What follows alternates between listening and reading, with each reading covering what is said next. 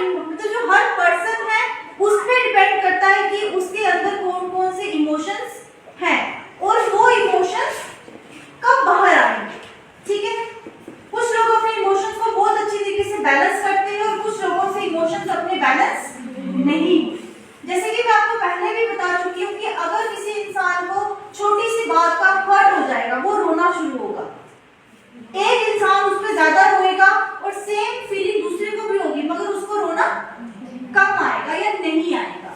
ठीक है, इसीलिए पर्सन टू पर्सन वेरी करता है इमोशंस किस तरीके से बाहर आएंगे। लेकिन यहाँ पॉइंट है आइडेंटिफाई, पहचानना कि ये वाला इमोशंस कौन सा है। देखिए, आप सबके पास व्हाट्सएप है, व्हाट्सएप तो सभी चलाते ही होंगे।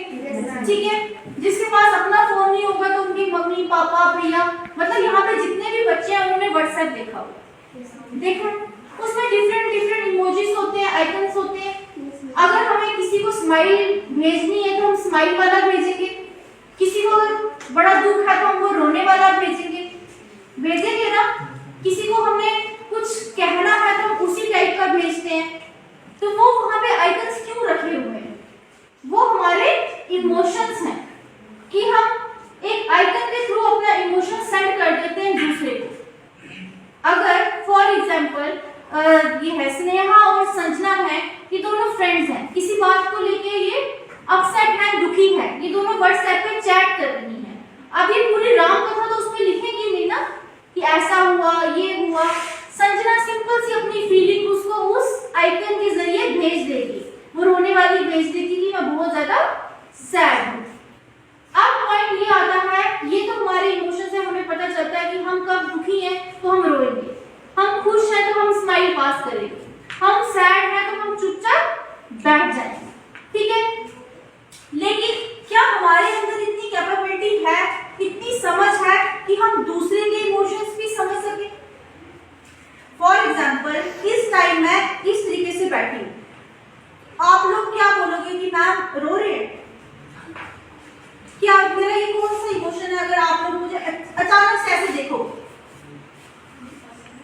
बोलो सैड वाला। अब हमने अपने अंदर वो कैपेबिलिटी, वो पहचान जगानी है कि हम दूसरे के इमोशंस को समझ सके, आइडेंटिफाई कर सके।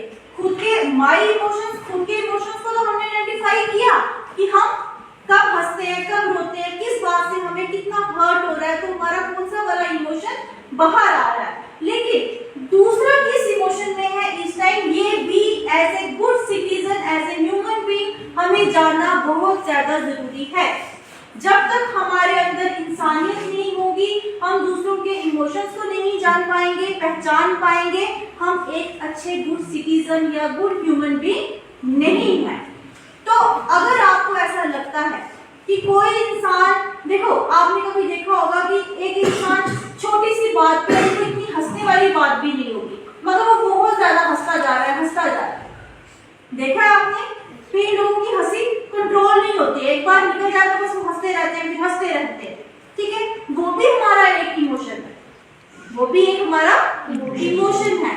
हमें जानना है कि वो इंसान इतना ज्यादा क्यों हंस रहा है, क्योंकि इतनी खुशी वाली बात तो थी नहीं। हो सकता है वो इंटरनली इतना परेशान हो कि ज्यादा से ज्यादा खुद को खुश रखने के लिए हंसता ही जाता है।